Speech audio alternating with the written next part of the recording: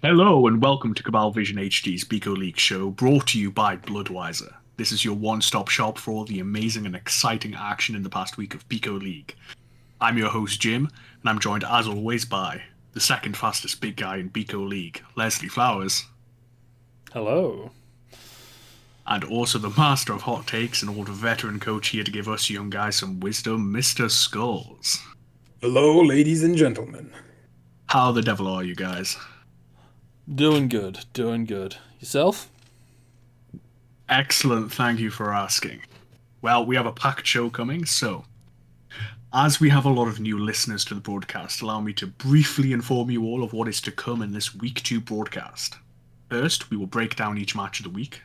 After that, we will move on to a special segment, the Bico League Show Season Predictions. Leslie, Mr. Skulls, and I will be trying to guess such things as the season champion, total deaths, and many other categories, which at the end of the season we will look back and reflect on to see just how right we were, before finally moving on to the previews for the Week 3 matches.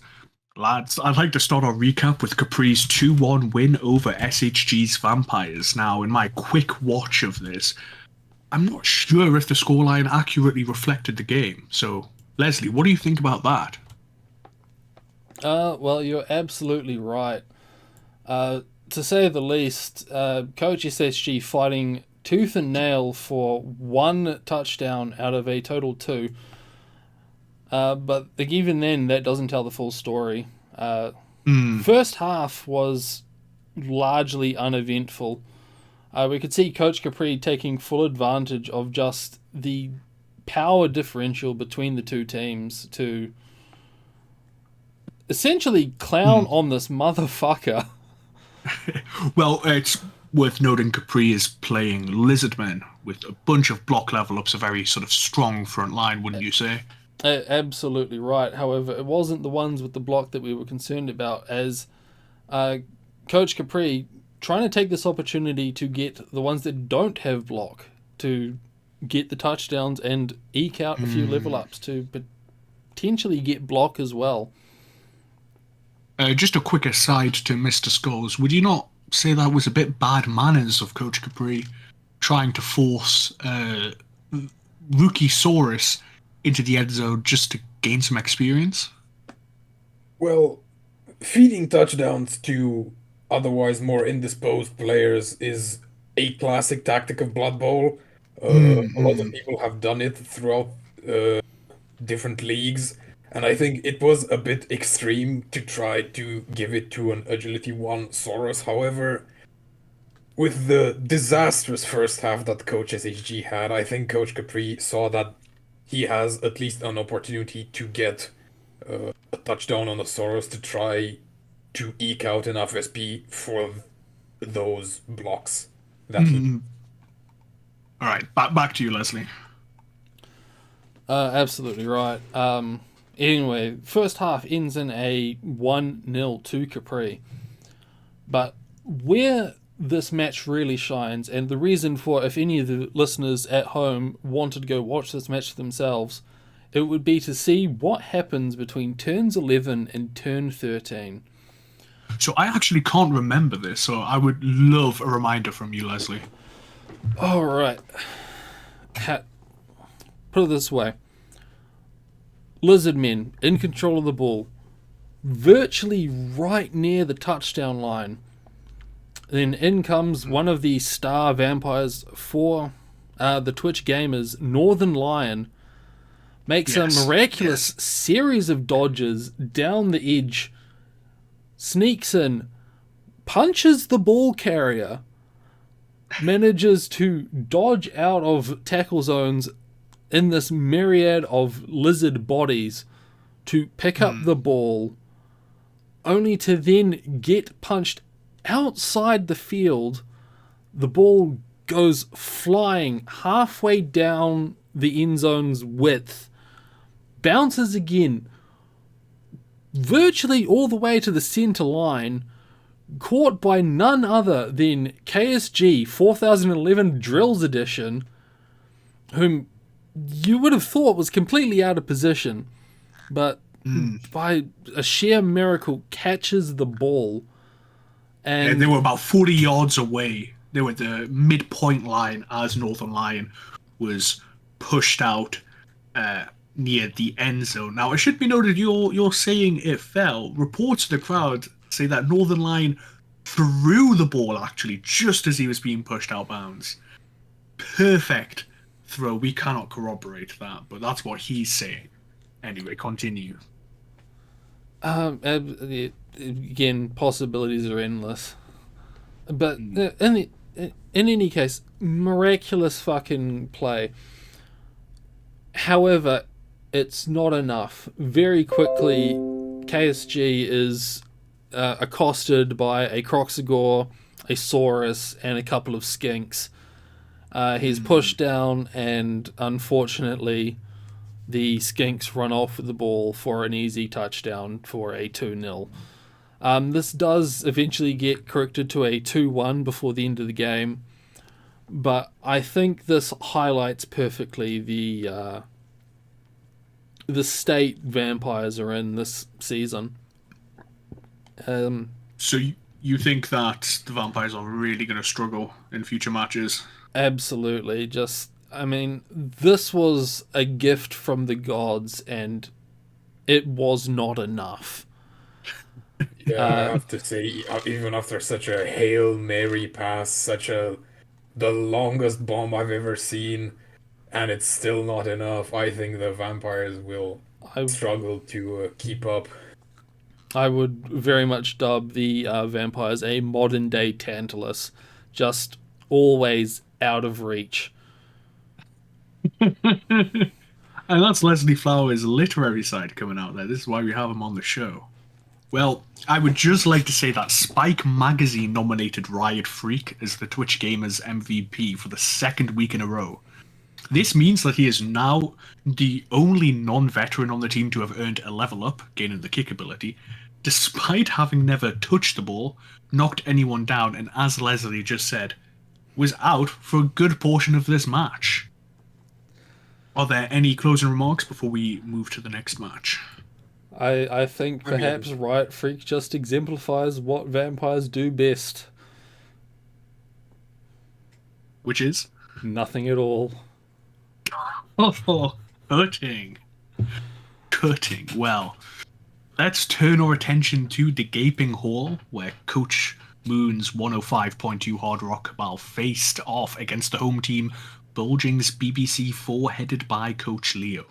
Now, this was a real back-and-forth match between the two, with the Bretonians electing to receive the ball after winning the toss.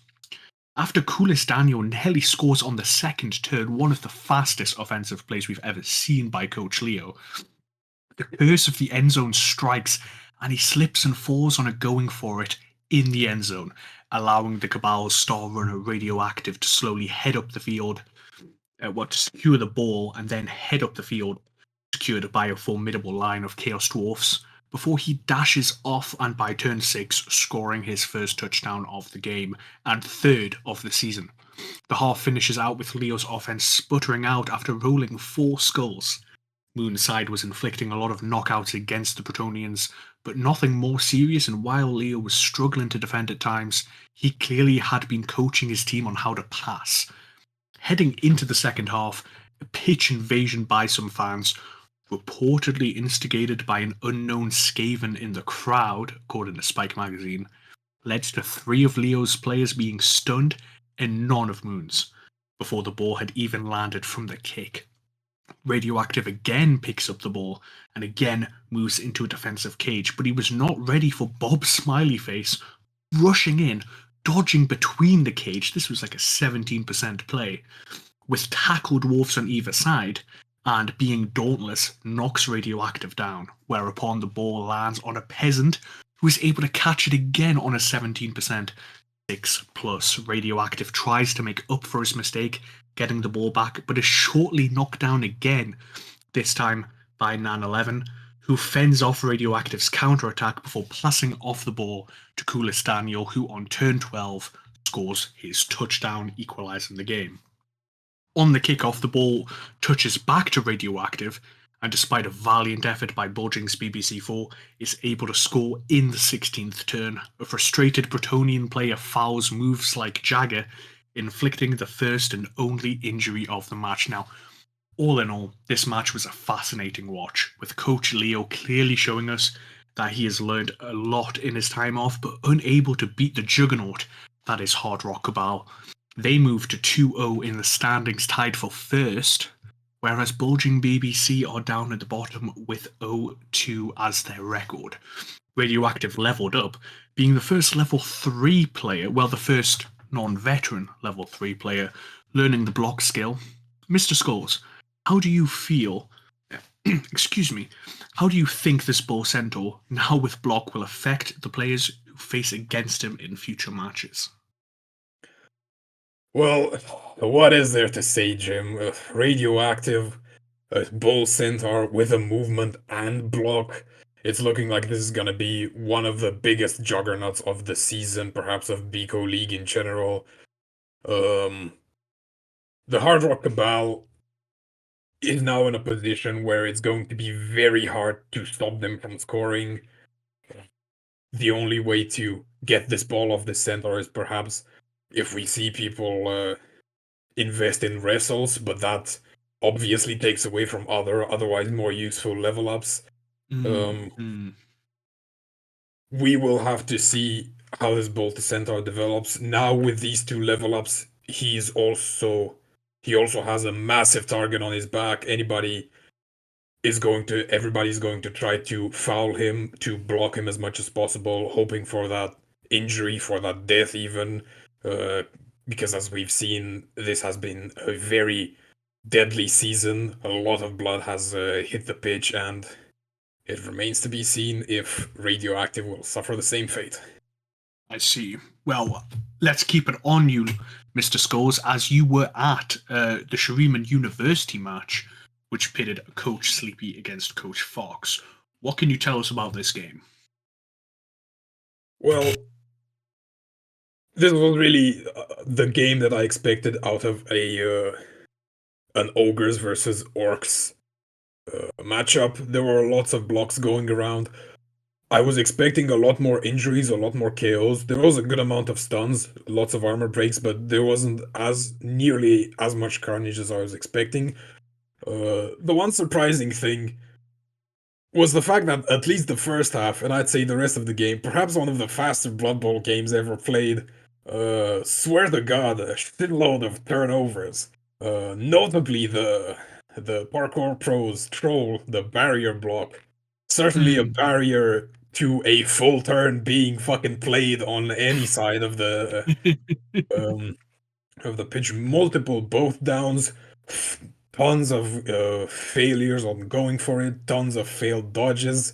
Um, it certainly led to exciting board states as neither player could really move all of their players, neither coach could really move all of their players in position, which made for really awkward, really interesting board states. Now, the first half was a whole lot of punching. At one point, around halfway through, there was a massive scrum on the edge for the ball. The snowball, the orc thrower, makes a huge play, dodges out, picks up the ball on the edge with the risk of it bouncing, and then throws it to, I think it was Global Housing Crisis or another blitzer, and makes the pass. And here is where I like Fox's thinking. We questioned him at the start of the league when he picked up very niche skills like shadowing, like Nerves of Steel. But in this situation, Nerves of Steel played a huge role. Snowball, the thrower, was in base contact, but he still managed to get the ball out of there. Now, this didn't play out like he was probably hoping. The orc who caught the ball ends up failing dodge twice on the next turn, which gives the ball up to Coach Sleepy. And on turn 8, this is the second huge play, this time from Coach Sleepy, car driver picks up the ball and goes for it to the touchdown zone. And here's where Fox's ingenuity comes again. Shadowing goes through 5 times. 5 times car driver tries to dodges out, shadowing follows him, and it was for naught because car driver makes every single dodge, all 5 of them, and scores the touchdown for the 1-0. Absolutely insane play. Mm. In the second half, the game was very offensive. A more spirited fan came into the stadium with a very large rock, large enough to stun star player Tony Hoctois. Uh, Long scuffles for the ball, very mobile game. Mr. President on turn 15 is thrown with the ball, fails to land, which gives Coach Fox the ball, and he attempts a long bomb, which he fails, but it does put the ball very close to the touchdown zone of Coach Fox, hoping to equalize, but alas, Coach Sleepy, his Nobblers, as shit as they are just too mobile, and he manages to mark the ball, and that ends the game for a 1-0. This was a really interesting throw, as you mentioned, in turn 15, because I felt that the failed throw, the inaccurate throw, was actually better placed than the throw he was trying to make. Which is very unusual. It very much was. He was trying to throw to one of the 2 goblins, which was further away from the touchdown zone, but he did have the other goblin on the touchdown zone, otherwise misplaced, but with the way the ball landed very close to it. If those Nobblers were more tied down, he would have had a really easy time picking up the ball and scoring, but it wasn't meant to be. Leslie, you were saying last week about how you thought Fox was going to improve and really come into his own. Do you think that this game and this scoreline reflects his improvement? Not this one specifically. I think this shows not necessarily an improvement, but a sort of trying of new things, a way to find their place in the world. A lot of these plays could be put down to arrogance, notably a lot of these almost senseless dodges, trying to jockey for a position they have no business really being in. Maybe this is a sign that signing on for Orcs was not the best choice for this coach, but we'll see how it turns out in the end. Criticism has... Excuse me, sorry. Sorry, I was going to say, I'm still very hopeful for Coach Fawkes. Good, yeah. The same criticism has been levied time and again at Coach Leo, and yet he does seem to be coming into his own with Bretonians. So, Mr. Scores, any final thoughts before we move on? As a last addition, the MVP for Shriman University ends up being car driver, again the same Nobblar who scores, which means that he's the first Nobblar of the season to have leveled up. A commendable achievement for Nobblar. Let's see if he survives to level up again. Okay, now I want to tell you about another match that I was at. iDojian's My Anime Figures against Maurice's Natural Born Fowlers. The match started bad for the humans, with Maurice being both unable to score in his offensive half and having 2 players being sent off for fouling by the referees. Spike Magazine's Leopold Bottomfiend reports that the league standard pre-match bribe was not paid by the Natural Born Fowlers. Mr. Scholes, why do you think they didn't pay? Arrogance, I think, plain and simple. Coach Maurice clearly thought that he wouldn't even need to foul with those 2 mighty blows and the third one on Robbie. But I'm sure as he saw that he wasn't getting the injuries and the KOs that he wanted, he started getting increasingly frustrated and started fouling. But as we know, without that bribe, you ain't getting away with it. I know.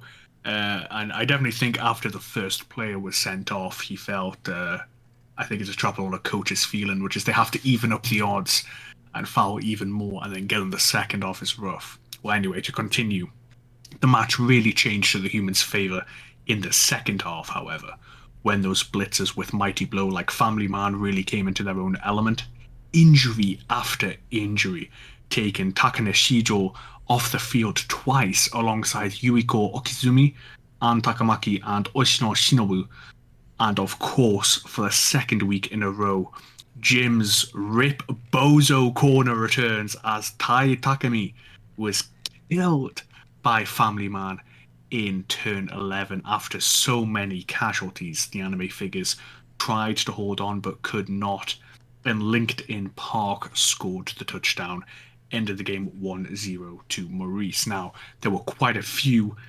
Two of these injuries inflicted are serious ones, including a concussion and a smashed ankle.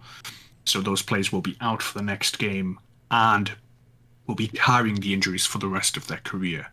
While LinkedIn Park got an agility level up at the end of the game, there were some furious comments about the Ogre Robbie's performance. Mr. Skulls, I believe you had something you wanted to say about this.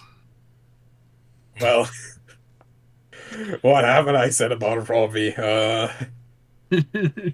He was, of course, the winner of your shitter of the week last week, and he really did not seem to put in much of a better performance. I reckon he deserves it again. I mean, Back to back. sometimes you have to wonder fucking where they fucking find these guys. Like, Well, apparently he was at Shuriman University but dropped out for unknown reasons. yeah, that sounds about right. Fucking motherfucker. I mean, there's something admirable about it. You gotta say, like, you motherfucker got his paycheck. And now he's coasting through. Contract signed. What the fuck are they gonna do? Fire him? He's a lot of team value for the natural born followers. They can't fucking afford that. Well, Spike Magazine's Leopold Bottom Fiend also reports that Robbie's personal life is a bit weirder. He might have up to 7 baby mamas that he's having to take care of with his contract, so he could really be distracted with events off the field. Leslie, do you think this impacts his performance on the pitch? I mean, male pattern baldness is a strong indicator of stress. I think it's definitely playing a toll on Robbie. I think so too. All right, and finally rounding up our recap, let's head back to Leslie Flowers. What did you see at the match pitting Doc against Manlet with a 2-1 victory to the Dark Elves? I saw a lot. In fact, I managed to speak with Coach Doc before the match. I was genuinely curious, having lost such key players like Ghislaine Maxwell the match prior. I asked him how he felt about the whole thing, and he had this to say. Quite frankly, he does not miss her. Now, Okay. I've seen a lot of awful personalities in players and a lot of awful personalities in coaches, and I've seen them together. But when someone passes away, it takes a lot for someone to not speak highly of them. 100%. I have to wonder what their short relationship was truly like for such comments to be made. I mean, well, off the record, Oh, is this an exclusive? Birdie tells me that Coach Dog does not have the best relationship with women. Might have, influenced the relationship with Ghislaine Maxwell. Perhaps, well, Well, I'm this is a the imagination of our viewers. this is a Blood Bowl show. Let's stick to the sport here and leave these, Yeah. Unless there's more substantiation. Despite not missing her, he still felt quite confident that the linemen and 3 blitzers would be adequate to deal with Manlet. The end result, deciding that this was confidence rather than arrogance in a victorious 2-1. But So were there not really many big plays this match? Oh, I mean, I haven't even gotten to the best parts yet. Oh, okay. I mean, we spoke about not speaking ill of the dead, but 170,000 petty cash is a lot of petty cash, which Doc used to buy a wizard, which, in the words of a legally distinct anthropomorphic mouse, that's a surprise tool that will help us out later.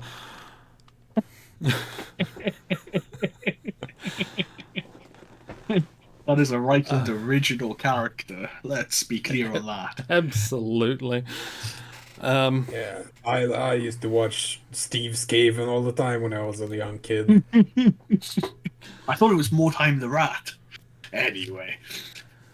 Yes, anyway, indeed. A very quick touchdown by Doc, leading to a turn 3 cook-off, which ends in a pitch invasion by the crowd. Apparently not happy about this, but indiscriminate nonetheless.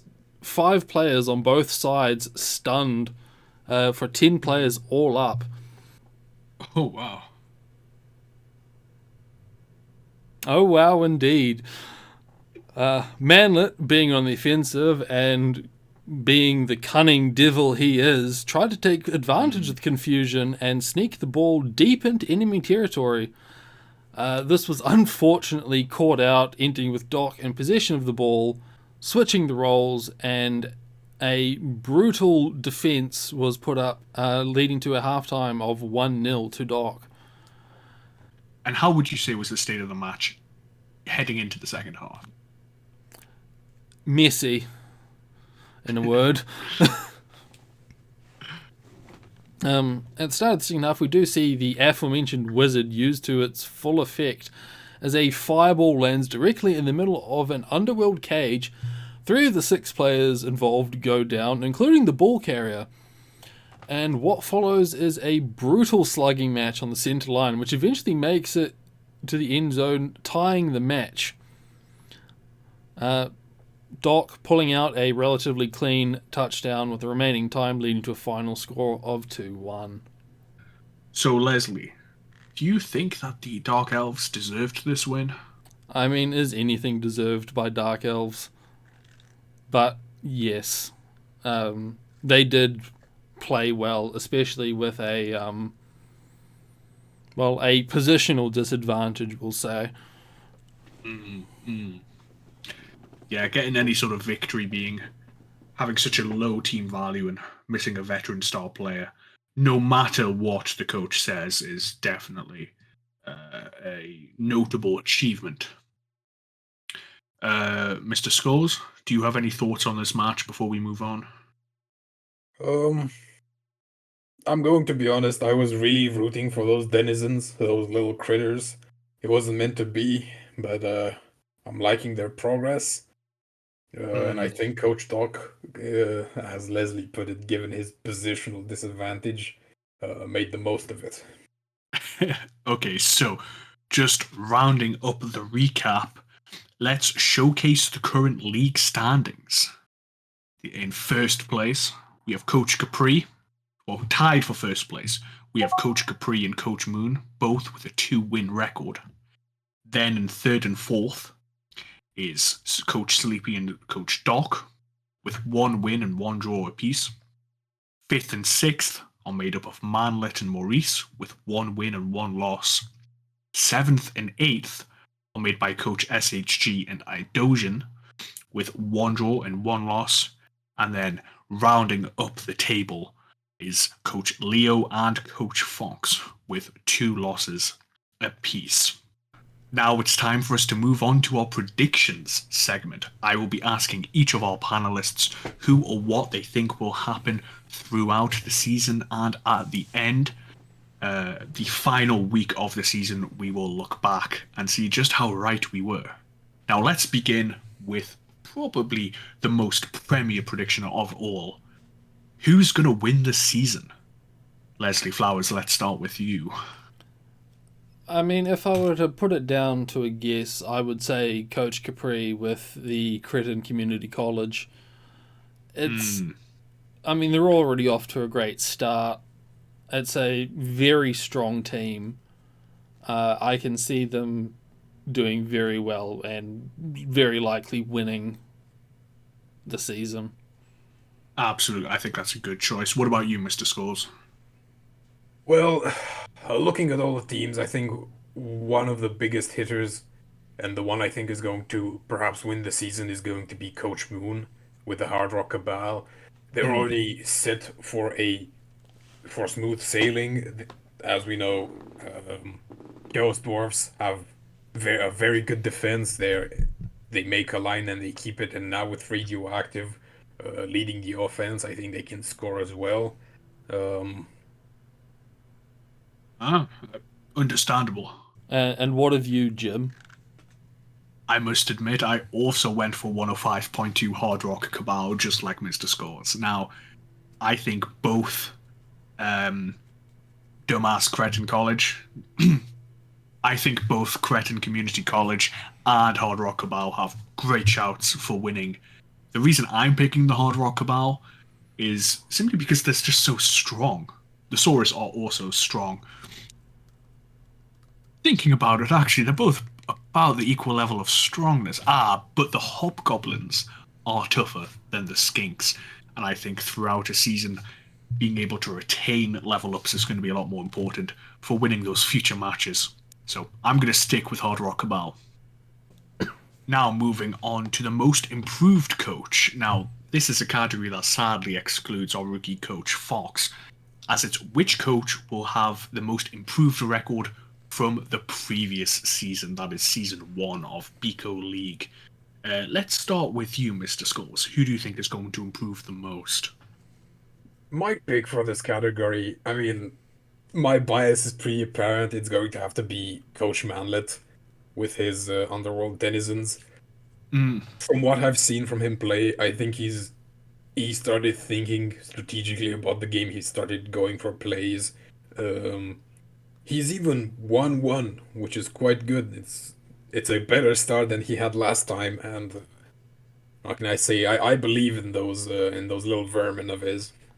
yeah, it is important just for the listeners to know that we were planning on doing this segment in an earlier week. However, due to the length of the episode, we're doing it in week 2. So we are influenced by the performances of the first 2 matches. Over to you, Leslie. A bit of a hot take, especially Uh-oh. given the previous predictions. Obviously, great cases could be made for Coach Manlet. Great cases could be made for Coach Leo. I am going to choose Coach Moon. Now, hear me out on this. Okay, I'm listening. Coach Leo's previous track record from last season: 0 wins, 1 draw, 8 losses. Mm. Manlet's track record: 1 win, 2 draws, 6 losses. To Coach Moon's 2 wins, 4 draws, 3 losses. You can say he's already doing miles ahead of the other two. How could I predict this as a valid answer? And I think it just simply comes down to where I think they're going to end up. Even if Coach Leo and Coach Manlet do improve greatly, I think they're still going to end up lower to middle end. You know, going from a ninth, 10th position to a 6th, 7th. An improvement, but the thing about contests like this is that the skill curve gets exponential. I think Coach Moon has the potential to go from what was 6th place to an easy podium position, which, even if it's a smaller jump, it's a monumental jump skill-wise. I think that's perfectly valid. However, a lot of pressure is now going to be on Coach Moon to live up to that endorsement. Oh, absolutely. I myself went with a more traditional route, just like Mr. Skulls. And I'm going Manlet because, to sort of counter your point, Les, Coach Moon while his record, as you say, could absolutely be assessed in that way, even in last season, he markedly improved. Pretty much all of those losses were early in the season, and a lot of those draws. Uh, so I sort of consider he's already improved quite a bit. Manlet, I think, just getting off goblins is going to be a huge improvement. But we do have to move on to the unluckiest coach. Now, this is not the worst coach in the league. This is the coach who is going to decrease his record. You know, the inverse of most improved coach. Unlucky because maybe they just get unlucky, or well, I'll leave it up to you guys. Let's head back to you, Leslie Flowers. Oh, I considered unlucky to be a very subjective opinion. 100%. 100%. I put down iDojian. I think these 2 weeks have been an omen of things to come, and with a team like Amazon's unable to take those losses in stride, like, say, Goblins or Noblars, is going to be devastating. How about you, Mr. Skulls? Initially, I was of two minds about this, interpreting the category because, well, because Coach SHG decided to play vampires. I think his having to roll so much bloodlust is going to definitely, and vampires being not the most technically proficient team in Blood Bowl, is definitely going to put him lower on the score line. But in the end, I had to pick Dojin as well. Um, this was before the infamous second game. To be clear, Amazons need a lot of finesse to play, and from what I've seen from Coach Dojin, he can start off making a lot of great plays, but when his plan falls through, I think he panics. I think a lot of his positioning deteriorates very quickly, and as we've seen, his Amazon team has taken quite the beating, and it's going to take a lot for him to recover. I don't think he's going to manage to do it fast enough to where his score is preserved. So, I think that's absolutely fair points. Now, I must admit, in my opinion, part of me does want to say Doc with the information that, of course, he lost his star player. But I think I'm just going to stick to my guns here, and I have to disagree with you both, and just go for the coach SHG, simply because he won the season, and I think he can perhaps still get some good results with the Twitch gamers. However, it will be impossible for him, I feel, to even get a podium finish, and finishing in the bottom half, I think that's a huge fall from grace. So, Well, I have to give it to Coach SHG. I think it's interesting that you did bring up Coach SHG, very much the elephant in the room when it comes to this question. But I do go back to the title of unluckiest coach. The thing that stopped Coach SHG from taking this for me was that I don't think it's luck. You think it's a skill issue? Not exactly. You see, we talked about this last episode, right? Coach SHG was on the top of his game, a very illustrious contract potentially signed with Tony Rat University, with Sir Tony Rat himself. And he he turned it down at the last second, which even in the best circumstances is very disrespectful. And I don't think Sir Tony Rat is the kind of person you disrespect. I don't think what's happening to Coach SHG is luck. Some would argue it is karma.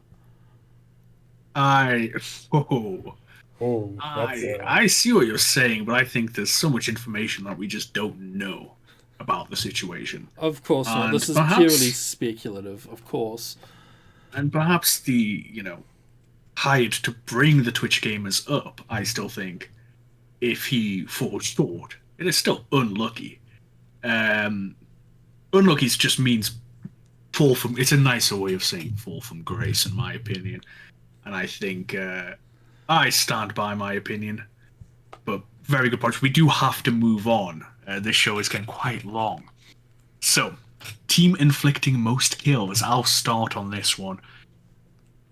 Shuriman University has 6 mighty blows. I rest my case on this one. yeah. Oh well, very true. However, as much as I shit on Robbie, I still think he's gonna. So one day his fucking noggin's gonna start jogging and he's gonna get some kills, man. Two mighty blow level ups. Certainly, Coach Maurice and the natural born Fowlers have a plan. Uh, that is to start fouling. I think he's gonna get aggressive. I think throughout the game, the Fowlers are going to try to push for advantages that they Mm. are going to use, and for that, well, you need to start fouling. Oh, I I do just want to go ahead. Go ahead. I was going to say I absolutely agree. I mean, it's one thing to say this team has 6 mighty blows. It's another thing entirely to show intent in acquiring mighty blows. I think Coach Maurice and the natural born Fowlers are out for blood, and blood they Yeah, will find. yeah, But it's as much about Sorry, let me. 3 targeted mighty blows against 6 happenstance mighty blows. Those ogres just might not be able to attack, which okay, because of Bonehead, which Robbie also shares. Whereas those blitzers for natural born fowlers can always be procking based on their position. So I think that's a really good point. But 6 is just so much. You well, wanted to say something, Mr. Skulls? it's also about, yeah, as Leslie said, it's about the intent. It's the Shuriman Shufflers, yeah, they have 6 mighty blows. They also have a lot of Nobblers that are going to be out of position. I think Coach Maurice is looking to use those mighty blows to clear space. He's going to use them to open up plays. I think he's going to be very aggressive this season. Mm. Well, before moving on, I just want to quickly say, especially on what we were talking about with unluckiest coach and some future categories, these predictions are, other than things like season winner and the raw statistical categories, they are all subjective. So at the end, we will be presented with the results and have to make our case for whether or not we won. Something like unluckiest coach or most improved coach. We're going to have to debate and see who wins on those, or maybe multiple coaches can win either. But let's move on to best player. Let's start with you, Les. I went with a potentially odd choice. I picked the Underworld Denizen Library Workout. He's an underworld goblin, if I'm not mistaken. That is correct. A Underworld Goblin with 2 heads. He's Oh. already got off to a great start in the team, making a name for himself as a somewhat dedicated touchdown runner. And with a lot of clear avenues for greatness, there's a lot of mutations he could pick up, which I would say makes him a more sure bet than some more speculative characteristics on other players. I see. And how about you, Mr. Scholes? Well, I've considered a few players for this category. People like Tony Hawktois or Moron, Cretin's protege. But ultimately, with what I've seen the first 2 games of the seasons, I mean, it's gotta be radioactive. I think that guy's gonna go places. I think he has the potential to be up there with the all-time greats like Arizona Ranger, like Paw Patrol, like Tony Rat. I think we're gonna hear his name for a good long while. A little bit of good kids in the Mad City disrespect there, but we'll move past that. Yeah, you know me. He Elves, hates those knife ears. He Yeah. hates those knife ears. I myself was tempted, of course, by Radioactive. But I think he's the safe choice.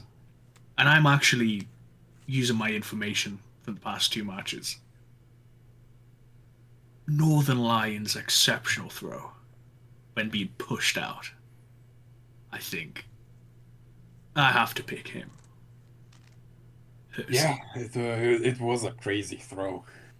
But let's I move mean, on with to over 100 possible choices for this question, who am I to say which one's the wrong one?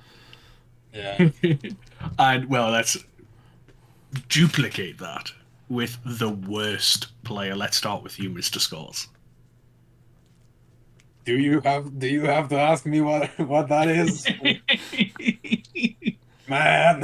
Man. Do we have a certified Robbie hater here? 7 baby mamas, huh?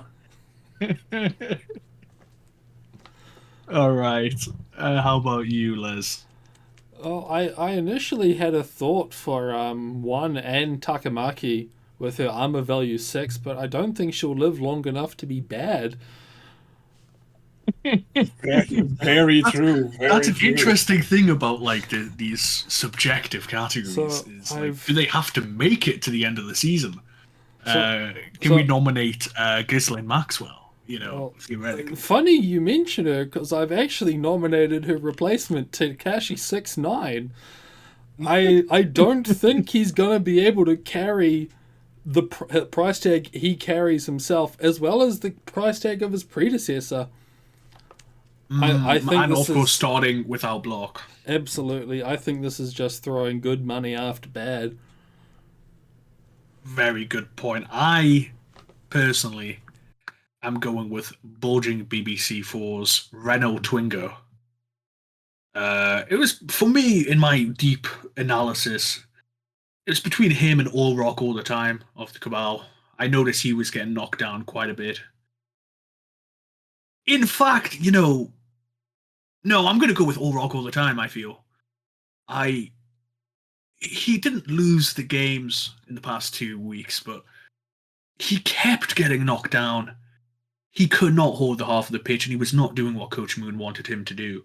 And I think because he's a hobgoblin, he was sort of getting away with it. Not a lot is expected of them, but a lot of the other, hobgoblins in the team, like Elasticast and Chino Hill and Clearest Phone Caller, were pulling their weight. So All Rock All the Time, I think, is definitely. I say definitely. I'm not certain about anything on this category, but I hope he proves me wrong. But I think he's just a bit of a slacker. That's why you're the stats guy, Jim. I wouldn't have thought to pick All Rock all the time. On my end, my gut feeling would be telling me that Foghorn is the runt of the hobgoblin litter, but I guess stats show otherwise. Well, Personally, we'll keep a focus on those games.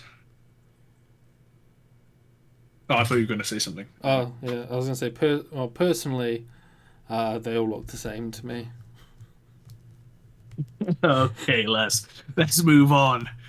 Now, which team is going to suffer the most deaths? This is an objective category. There will be a winner. Let's start with Leslie. Oh well, I mean, with my nomination for unluckiest coach and a potential worst player, I think my anime figurines is a surefire for this. They're already at 1. They are already at It's 1. a hell of a This head is- start for a league where we typically expect even single digit deaths. I should say this is sustained deaths. So deaths healed in the on the sidelines by an apothecary do not count. These are, essentially members of Jim's Rip Bozo Corner. Mr. Skulls? Yeah, I'll have to agree with Leslie there. Initially, I thought that like clearly it's going to be Shreeman Shuffler's university because those Noblars are as tough as a piece of paper, but with a death sustained already and an armor value 6 player, I don't think, and possibly a bunch of tackles coming on the way in weeks 3, 4, 5. I think those Amazons are gonna be in for a world of hurt. Mm. Uh, See, I agree with both of you, but I think, dodge is still a defensive skill. It has utility. And I think a team that is more fragile and also lacks quite a bit of dodge would actually be Coach Manlet's British Museum Moyais. He's went from an incredibly fragile team to a fragile team. For him, Underworld Denizens are capable of a lot more than his old Goblin teams, but they're still pretty fragile. They're still Skaven alongside Goblins, and I think they're going to suffer the most deaths. So a good shout out, Mr. Scores, for Shuriman University. Those Noblars, they're stunty, but if you can punch them in the face, they go down. Okay, let's head to dirtiest team. This is the team who will inflict the most fouls. Let's start with you, Mr. Skulls. well, there were really only two options for this. That is between natural born foulers, namesake, and the bulging BBC. In the end, I picked the foulers because I think, from what I've seen, Coach Leo has, his thirst for winning has deepened, and I think he's playing more conservatively. I don't think he's going for those crazy ass fouls, those crazy ass plays anymore, and which is good. He wants to win now. That's great, and Improvement. yeah, and so I think Coach Maurice, in his dogged mission to eke out any advantage, I think he's going to be the biggest fouler. How about you, Les? Well, Mr. Skulls, you took the words right out of my mouth. Every single one of them. Well, I'm now worried. Oh, go ahead. I was going to say, I'm in full agreement with Mr. Skulls on this one. Well, I think for the first time we might have a fully unanimous decision here. But I like to consider myself different. So I'm not going to say natural born foulers. I'm going to go for the classic. It's in the name. I hope this doesn't happen. I really do. I think it'll be bad for the entertainment and bad for the quality of the league, but I think Coach Leo sometimes has a preponderance for getting bored throughout matches and just begins fouling. And this is just most fouls inflicted, not the tactically best fouls. So I'm going to stick with Bulging's BBC 4, but natural born foulers, I do think, is an excellent shout, and I sort of expect that. Now, total sustained deaths for the league.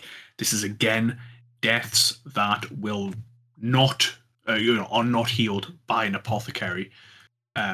Sustained for the rest of the season.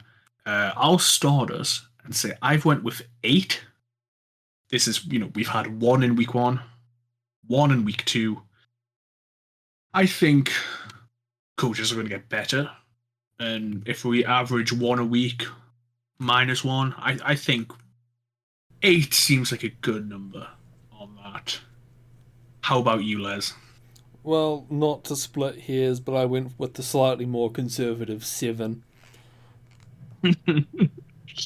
And you, Mr. Skulls? Oh, I went the other direction. Double digits, baby. I think there's going to be 10 deaths. Oh, that would be exciting. That would be exciting, but the pace would have to pick up then. Have we been getting lucky with the low amount of deaths, or is this to be expected? Only time can tell. Now, a similar category is total send-offs. Um, I feel like I've maybe messed this one up a little bit, considering we've already had 3 send-offs by week 2, and I will say I've written down 6. So, uh, I'm not going to change that. But I think I might be on the wrong side of history here. What are you going for, Mr. Skulls? I think you don't have enough faith in our good referees. I think there's going to be 15 send-offs. Mm, mm. I think those bribes are not working as well as they were the previous season. We are not talking about the bribes as a team value thing. We're talking about the standard bribe that every team pays at the start. Of course, of course. I think our referees are more honest. I think they went to the fucking eye doctor, got checked out, and we're gonna see a lot more. Well, I think we're gonna see a lot more fouls, which will translate into a lot more send-offs. Again, I have to slightly defend myself and say I did predict this before the week 2 games. I'm simply not changing my number. And you, Leslie Flowers. Speaking of not changing our numbers, Mr. Skulls, are you sure you don't have my notes? You know what they say about great minds, huh? They don't go to Sherman University. True that. What does that make Robbie then? He couldn't even hack it there. So you're also 15. I also wrote down 15, but I'm going to be honest, Jim, who's really counting? Yeah. The listeners, of course. Okay, this is back to subjective categories. The funnest team to watch. Let's start with you, Leslie Flowers. I put down the Twitch gamers. What's your rationale?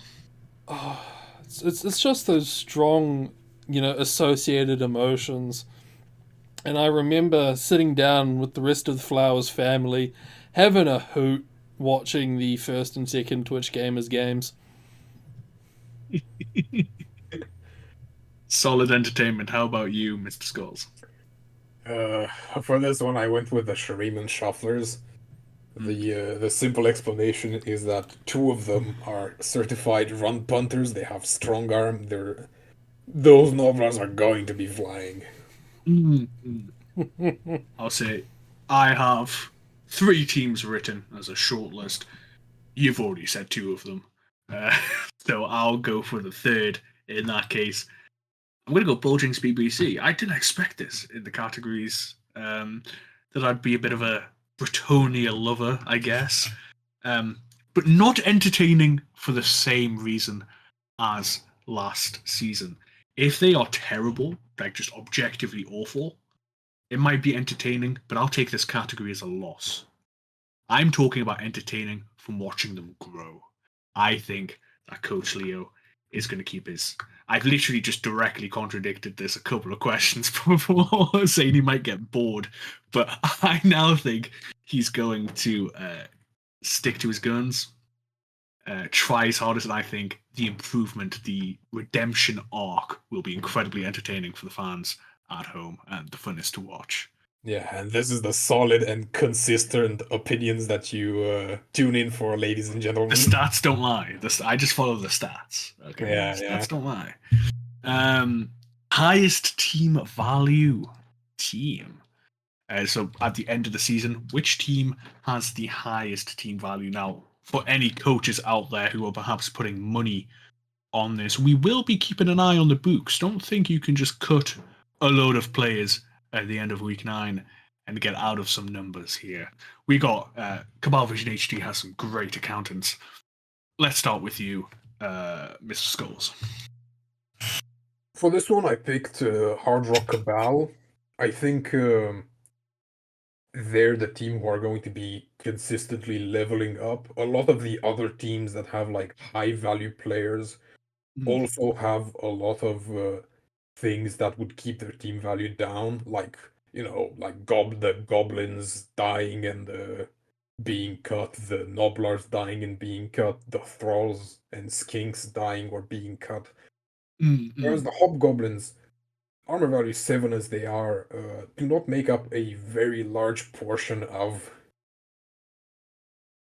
a Chaos Dwarf team with that that radioactive, God bless them, and the 6 Chaos Dwarfs who will consistently be picking up SP and levels. I think they will achieve like astounding values.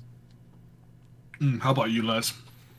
Well, I spent a long time on this question, just running the numbers, and I mean the question for a lot of these teams is where do they have left to go? Most teams, thanks to the wild success of previous leagues, meant that they started in a much more financially stable position. A lot of teams already having all their positionals, and in the case of Sherman University, a full roster already, plateauing at about, I think it's about 1450. I mean, obviously there's going to be level ups for them, but I don't see them getting much higher. So I was really looking for teams that have a lot more room to grow, and the answer I came to was Cretin Community College, who, even while they're terrifying, is still in a very skeletal state. Yeah. Barely Only achieved, 11 players. only 11 players, only 2 rerolls.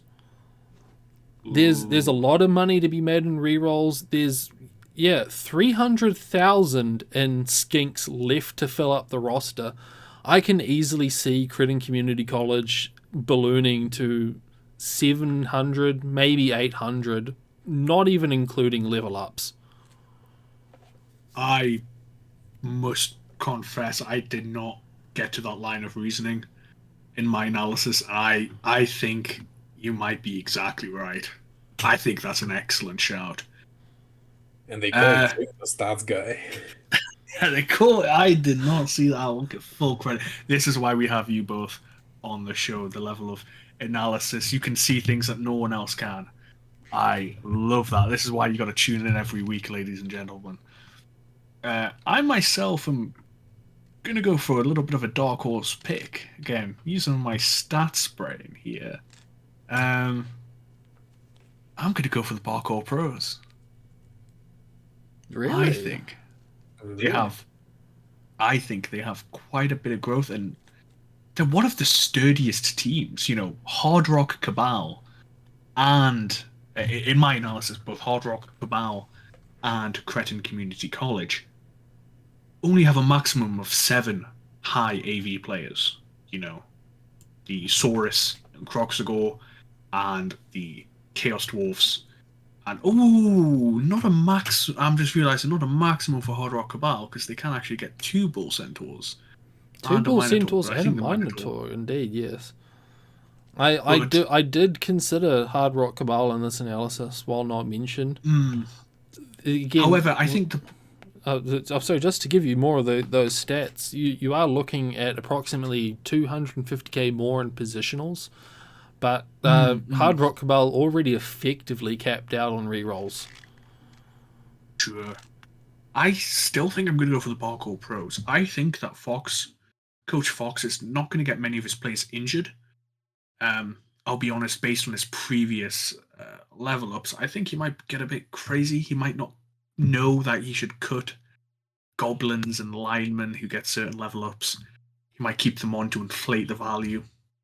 He might get too many rerolls, so maybe a little bit of novice experience and just a fairly high armor value team. I think there's a decent shout there. But of course, Hard Rock Cabal and Cretin Community College will be pulling ahead. And finally, this has been a long segment, ladies and gentlemen, I know, but the final category, and I think the most fun one, the unlikely event. So this can be anything.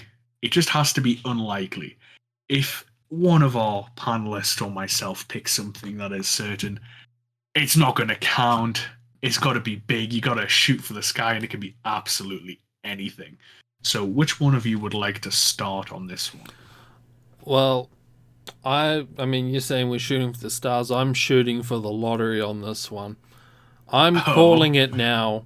Somewhere in this league, we're going to see a both down that ends in a double death. I, off the top of my head, quick number analysis. At AV8, I think that's less than 0.1%. Uh, that's very unlikely. Uh, Absolutely amazing pick. I mean, who doesn't necessarily need to be AV8s, but True, true. I got a feeling, man. I got a feeling. You got a feeling double death. How about you, Mr. Scores? Do you think you can top that? Yeah, well, I had written down something of the same ilk. I had three sustained deaths in the same game. Ah, it's Uh, different enough, I think. yeah, however, the other thing that I was thinking of, but it's a bit hard to describe. It's, the play, the running play, the max distance into handoff, into long pass, into two going for it, into a touchdown. The fucking cover 80% of the field in one turn play. So a running play that includes what? Let's say at least half the field. Like has to be more than half the Yeah, field. yeah. Has to include going for it. Has to include a pass and a That's more than handoff a all in a pass. single turn. A pass that has to be. It can't be a short pass. It can be like a one Oh, okay, and okay. one. It You has to think be someone's like going at to do least a that? long pass. Yeah, I think Right. as violent as these predictions have been so far, I think the teams are mobile enough and getting into desperate enough positions where one of those like stupid ass like the ball is here now, it's like fucking over the horizon plays. One of those has to happen this season. I Uh, wish the good kids Cinema City were still in this league because I think they would be well up for the task yeah. on that. But excellent. All right, well, I think I was a little bit too mean to one of our coaches. I've already railed against Leo, and then I've supported him, and I'm going to rail against him again because my initial unlikely event was that he would win 2 games. But no, I genuinely think he has a very good chance of doing that, and thus it's not really an unlikely event. So Oh, I think it counts. I think it's a. no, you both of you have given such amazing ones. I do have one in my back pocket though, a little prediction. It's quite different from both of yours. You know, Leslie Flowers based on deaths, Mr. Skulls based on plays. Mine is based on level ups. I think an ogre will gain an attribute level up. That is not strength. So Oh, there are only 7 ogres in the league, and that is the maximum amount of ogres. That is Robbie, Shuriman University dropout playing for Natural Born Fowlers, and the 6 ogres of Shuriman University. in the So prediction, little callback to Shreeman Shuffler, agility 3 ogre. rest in What peace, a King. menace! The fastest big guy for which he took my podium Yes, position. we cannot, of course, forget Leslie Flowers. The what was it, agility 2.5, I Exactly. believe. Better than most, but not quite. Well, I wouldn't say that to your face. Let's save that It's for the let's save that for the agility 2. retrospective booths. Agility 2, and he pasted little wings on his shoes to help him out a bit. I do wear the red helmet. Makes me go Yeah, faster. indeed, indeed. But yes, I strength level up doesn't because a lot of ogres, even in the unlikely event they get an attribute level up. I think strength is expected. I want a movement, a fast ogre. I want an agility ogre, or even just an armored ogre. That's what I think is going to happen. It's a bit unlikely, entirely dependent on dice and ogre level ups. But I think I just have a feeling. Now we have to sadly finish the show. It has been going on for quite a while, but that's what happens when you get lightning hot Blood Bowl knowledge beamed directly to you. The time flies. Let's finish off with our previews. Mr. Skull is heading to you. Coach SHG versus Maurice. Well, this match is bound to be quite technical. I think Maurice is at a bit of an advantage again with those mighty blows. I think the thralls are going to be a bit exposed. That armor value 7 is going to get a bit of a pounding. But the vampires certainly aren't helpless. They have playmaking potential. They can certainly break through any line the humans can set up. As we know, humans have very much an average amount of strength. They have some tricks up their sleeves. That hypnotic gaze can lead to plays. Agility 4 can make for some very interesting running action. But yeah, I think this is going to be technical. I think this is going to be very position heavy. Certainly bound to be exciting. I see. Let's move on to Capri versus Sleepy. Leslie Flowers, how do you think this match is going to go? Well, I mean, we've already established Cretin Community College, very potent team against... Actually, now that we think about it, this is the battle of the universities. It is, yes. Definitely. Well, university against a community college. Let's us. I mean, Hey, tertiary education, not in. Well, university is quaternary education. You know, you got a degree. Community college. Fucking yeah. It's valuable. You have to understand. Jim is from Britonia. His education system is kind of Britonia. I'm from Ulthwan. From. How dare you say I'm from Britonia? Fucking I'm from the Phoenix Spire. In any case, Loathen Masters. As I was saying. Sorry. It's definitely going to be an interesting match to see. 6 Sauruses versus 6 Ogres. Positioning is going to be key here. Yeah, the Saurus are sort of used to, in their past couple of matches, being able to bully around, but going against some big, strong ogres, they might be getting pushed around themselves. Absolutely.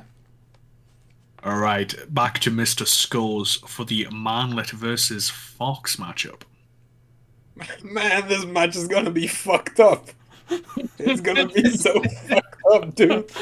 Orcs, dude, it's orcs versus rats and goblins. We're gonna be seeing like, tune into this one, folks. We're gonna be seeing some peak fucking cinema. Is this Mr. Skull's match of the week? Match to watch? Yeah, fucking holy shit. There's gonna be some bullshit going on, ladies and gentlemen. Trust me on this one. Oh, hang on. I just want to backtrack here. I forgot to ask you, Mr. Skulls, who do you think's going to win against SHG versus Maurice?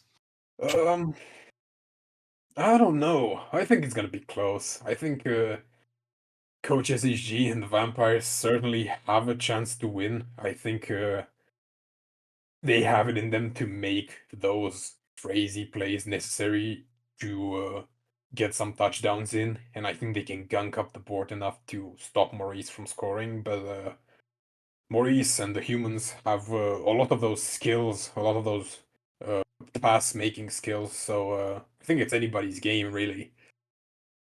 I've got a gun to your head. Excuse me. I've got a sword to your head. You have to pick. Man, I think it's... In my heart, I want SHG to win. I think he's gonna make it, man. I think it's gonna be one of those like 2-1 for SHG type things. I see. And I also forgot to ask you, Les, who's gonna win? Capri versus Sleepy. We've already done the prediction section. My money's on Capri for winning the league. I see no reason to vote against him now. Fair. Well, you know, Sleepy, I don't know, might have presented something, but yes, Marlet versus Fox. I take it from your analysis, you think Fox is going to win? Perhaps? It would certainly be like crazy if he did, but I think Mallet has the mobility to make it. I think what I think is going to happen. I think there's going to be a lot of touchdowns. I think this is going to be like a Real 5. shootout. Yeah, I think there's going to be like a 5 touchdown game type shit. Oh, Like that sounds one of those like fantastic. 3-2 fucking dusters of a match. Oh, so still no domination. Okay. Okay. Well, that sounds like a very exciting match to come. Moon versus Dark. Now, I think that this match is going to be it's going to be a bit of a bloodbath. I'm afraid to say. Dark replacing, getting what was it, Takeshi 69 on his team back up to a witch elf, but Moon's dwarfs, just a very solid line, radioactive, can actually outpace the Dark Elves. People forget the Dark Elves perhaps the most bashiest of the elf teams, but also the slowest. And no real passing game. So radioactive can really just run circles around them. Agility 4, not a lot of dodge on his team, does mean tackle may not be as effective, but block plus tackle, those chaos dwarfs, let me correct, are going to be tough. I definitely think Moon's probably going to win this one. Perhaps a draw, but I have to say my gold pieces would be on a Moon victory here. And let's finish off. Over to you, Leslie. How do you think Leo against Idosian is going to go? Well, I mean, Dojin limping into this match, I think, not that it's necessarily all that's needed, I think this might be the first Leo win of the season. Perhaps. First Leo win of all time, maybe. Yes, he hasn't won at all. And that's why we love him. But Dojin, he still has the bones of a decent team around, and I think he's really just got to survive this game, and a bunch of his players will be returning. But yes, I agree. Well, now it's time for the show to end. Thank you all very much for listening to Cabalvision HD's Bico League show, presented, of course, by Bloodwiser. Thanks for joining us, Leslie. Not a problem. Thank you, Mr. Scores. Thanks for having me. Stay tuned for the Week 3 broadcast coming to your crystal balls very soon. I've been Jim, and happy bowling.